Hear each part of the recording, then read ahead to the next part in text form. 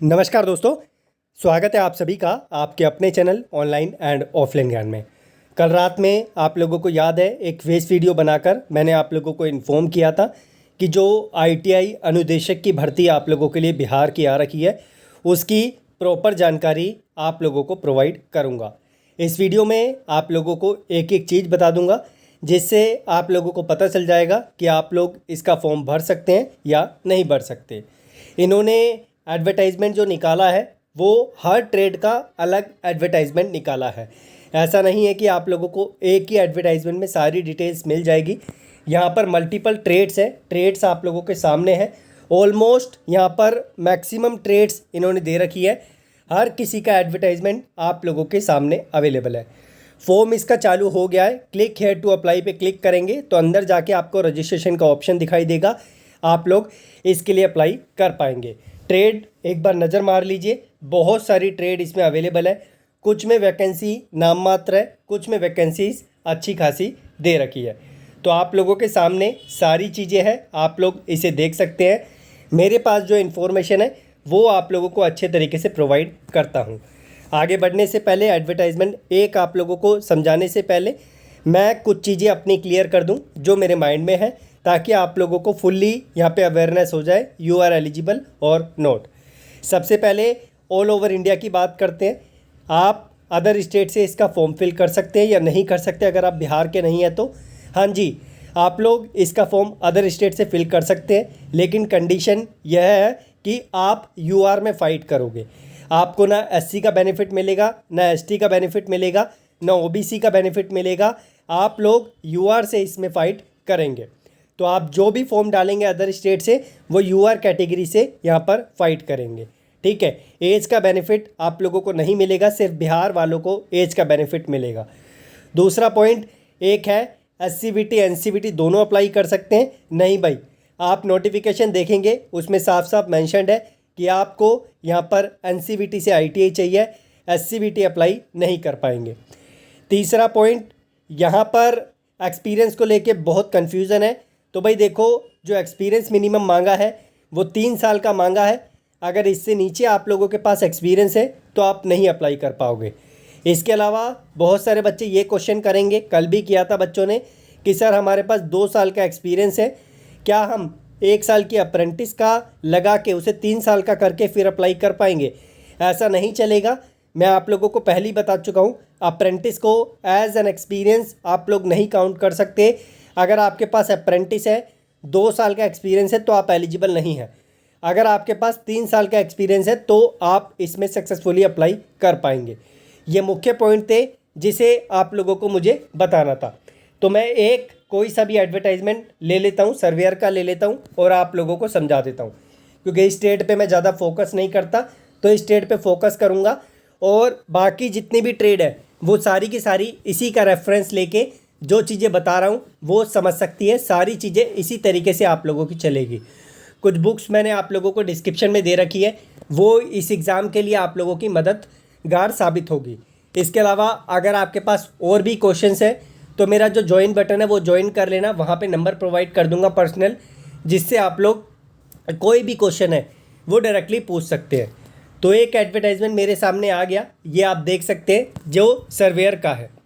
इसमें जो इन्फॉर्मेशन है वो ऑलमोस्ट सारी ट्रेड के लिए, ऑलमोस्ट क्या, बस ट्रेड डिफरेंट होगी, बाकी सारी चीज़ें आप लोगों के लिए सेम है। आशा करता हूँ ये चीज़ें क्लियर होगी। 3/8/2023 तक आप लोग इसका फॉर्म फिल कर पाएंगे। अब आते हैं इसकी क्वालिफ़िकेशन पे। देखो भाई, मोस्टली जो स्टेट्स है वो डिप्लोमा को भी मौका देते हैं, लेकिन इसमें डिप्लोमा को मौका नहीं दिया है, इसमें सिर्फ आईटीआई ही मांगा हुआ है। बिना आईटीआई के आप लोग इसका फॉर्म नहीं फिल कर पाएंगे। बीटेक, डिप्लोमा, जैसे DSSB में डिप्लोमा वालों को चांस दिया था, इसमें चांस नहीं दिया। आगे बढ़ते हैं और आपको समझाते हैं। सबसे पहले ट्रेड, आप चाहे सर्वेयर से हो, फिटर से हो, टनर से हो, मशीनिस्ट से हो, वेल्डर से हो, कोई सी भी ट्रेड से हो, आपका आईटीआई कंप्लीट होना चाहिए। अब वो 1 साल की ट्रेड है, 2 साल की ट्रेड है, वो आपकी ट्रेड पे डिपेंड करता है। उसके बाद आपका आईटीआई मैंने बताया एनसीवीटी से होना चाहिए, एससीवीटी नहीं होना चाहिए। ये थोड़ी सी दिक्कत है। अगर ये लोग बिहार स्टेट की वैकेंसी निकाल रहे हैं तो इन्हें अपने स्टेट वालों को भी मौका देना चाहिए था। ये इन्होंने गलत किया है, क्योंकि बिहार स्टेट में एससीवीटी भी है और वहाँ से बहुत बड़ी संख्या में बच्चे जो ITI करके बैठे हुए हैं और एक्सपीरियंस भी लेके बैठे हुए हैं, अगर उनको मौका मिलता तो उनके लिए ठीक रहता। अब यहाँ पर आगे बढ़ते हैं और आपको बताते हैं।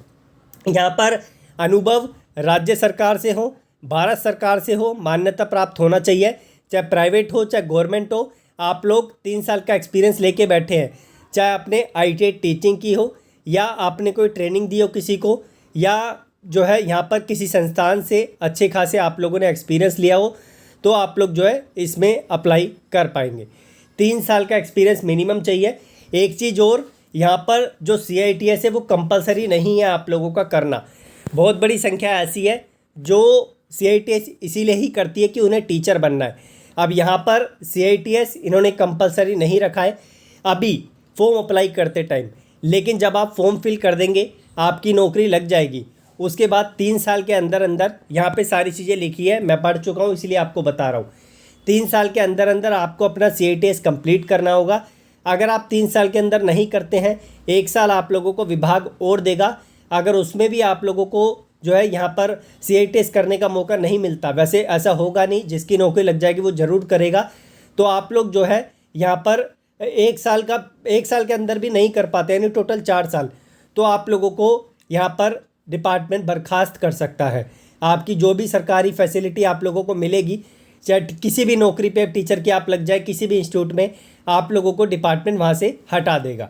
तो ये डिपार्टमेंट का इस नोट में कहना है। आगे बढ़ते हैं। आगे ये वैकेंसी है सर्वेयर की, देख लेना आप लोग। आगे बढ़ते हैं। हर ट्रेड का अलग अलग क्राइटेरिया है, आप लोग एक ही रेफरेंस ले सकते हैं जो मैंने आपको बताया, और मैंने मुख्य चीज़ें आप लोगों को अच्छे तरीके से बता दी है। एज की बात करें तो न्यूनतम एज 21 साल है और अधिकतम जो एज है वो आप लोगों के सामने है, ठीक है, 37 साल। अनरक्षित महिला 40 वर्ष तक अप्लाई कर पाएंगी, लेकिन ये जो सारी चीज़ें ये बिहार वालों को फैसिलिटी मिलेगी, अन्य स्टेट वाले 37 साल तक ही इसका फॉर्म अप्लाई कर पाएंगे। पिछड़ा वर्ग, अत्यंत पिछड़ा वर्ग, पुरुष महिला 40 वर्ष तक अप्लाई कर पाएंगे। अनुसूचित जनजाति, अनुजनजाति, पुरुष महिला 42 वर्ष तक अप्लाई कर पाएंगे। तो ये 5 साल का रिलैक्सेशन और 3 साल का जो रिलैक्सेशन है OBC ST SC को, वो इन्होंने यहाँ पर दे रखा है। सामान्य प्रशासन विभाग के संकल्प, ये सारी चीज़ें इतना फोकस नहीं कर रहा। एक तो देखो बिहार ने बहुत लंबे समय बाद इसकी वैकेंसी को ओपन किया है, क्योंकि बड़ी संख्या में बच्चे जो है यहाँ पर परेशान थे कि कब ये नोटिस ओपन होगा। ये नोटिस ओपन हुआ जी, अब यहाँ पर वैकेंसी आप लोगों के सामने आई है, तो कंडीशन ही इन्होंने कुछ ऐसी डाल दी है जिसकी वजह से अप्लाई नहीं कर पाएंगे बच्चे। जो इम्पोर्टेंट चीज़ें थी वो मैंने आपको बता दी है। इसमें प्रथम चरण आप लोगों का 100 नंबर का आप लोगों का पेपर होगा। बाकी ये परीक्षा का जो पाठ्यक्रम है वो आप लोगों के सामने दे रखा है। इसमें ITI लेवल के ही क्वेश्चंस आप लोगों को देखने को मिलते हैं, और बाकी जो अदर चीज़ें वो आपको देखने को मिलती है। इसमें नेगेटिव मार्किंग भी होगी, अभी इस पर इतना फोकस करना ठीक नहीं है। बाकी जब आप लोगों अब जो है मुझे बताएंगे कि हम जो है इसका फॉर्म फिल कर रहे हैं, तब मैं और चीज़ें आप लोगों को सामने यहाँ पर दूंगा। टोटल जो आप लोगों का अंक है वो 125 है। मैं इस पर अभी इतना फोकस नहीं कर रहा। जब आप मुझे पता चलेगा कि आप लोग इसके लिए एलिजिबल हैं, तो फिर मैं आप लोगों को और चीज़ें इसमें अच्छे तरीके से क्लियर करूँगा। यहाँ पर अब मेरे सामने ज़्यादा इन्फॉर्मेशन नहीं है। फ़ीस की बात कर लेता हूँ बस। फीस जो है सामान्य वर्ग, पिछड़ा वर्ग, अत्यंत पिछड़ा वर्ग, आर्थिक रूप से कमज़ोर यानी EWS 600 रुपये फ़ीस लगनी है। अगर आप अदर स्टेट से हैं, SC ST OBC है, तो भी आपको इतना ही पे करना पड़ेगा, क्योंकि आप UR में फ़ाइट करोगे। अगर आप अनुसूचित जाति हैं, अनुसूचित जनजाति हैं, देखो लिखा भी हुआ बिहार राज्य के स्थायी निवासी, 150 रुपये आपको देने हैं। और यहाँ पर आरक्षित अनारक्षित वर्ग की महिला, इनको भी 150 रुपये देने, लेकिन बिहार की होने चाहिए तब। अदर स्टेट से हैं तो 600 ही देने पड़ेंगे। देखो लिखा भी है राज्य के बाहर के उम्मीदवार, चाहे वे किसी भी वर्ग की महिला और पुरुष हो, उनको 600 रुपये ही पे करने होंगे। तो ये कंडीशन इन्होंने यहाँ पर दे रखी है। ये फ़ी से रिलेटेड थी। इसकी ऑफिशियल वेबसाइट का लिंक आप लोगों को मैं डिस्क्रिप्शन में दूंगा, ताकि आप अपनी ट्रेड के अनुसार इसका एडवर्टाइजमेंट निकाल सकें। अंत में जाते जाते दोबारा रिपीट कर दूं, SCVT वाले बच्चे नहीं अप्लाई कर पाएंगे।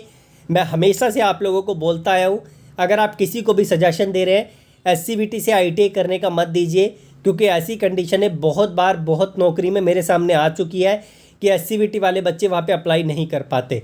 अगर आप NCVT से हैं तो आप लोगों को यहाँ पे मौका दिया जा रहा है। तो यहाँ पर आप लोग देख सकते हैं। इसके अलावा एक्सपीरियंस का मैं आप लोगों के सामने जिक्र कर चुका हूँ। अप्रेंटिस को एक्सपीरियंस के तौर पे यूज़ नहीं कर सकते।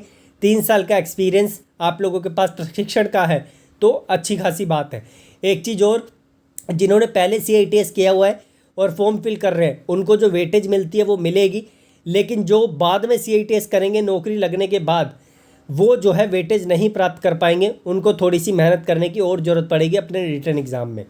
आशा करता हूँ कि मैंने आप लोगों को इसकी जानकारी दे दी है।